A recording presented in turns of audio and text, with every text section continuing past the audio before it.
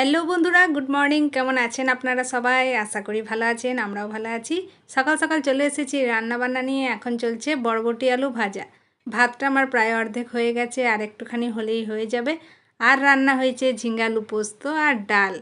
কিন্তু এখন ঘড়িতে হয়েছে সবেমাত্র 7টা 35। এরই মধ্যে রান্নাঘরের সমস্ত কাজ কমপ্লিট হয়ে গেছে। এবার চলে যাব স্নানে, কারণ মেয়ের 8টা থেকে ক্লাস শুরু হবে। এরপরে তো আর কিছুই ভিডিও করা যাবে না।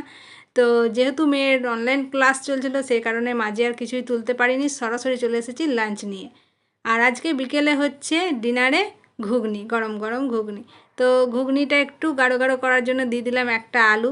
ভালো করে মশলাটাকে কষিয়ে নিয়ে ঘুগনিটা আমার প্রায় রেডি। রুটিগুলো বানিয়ে নেবো, ব্যাস ডিনার কমপ্লিট।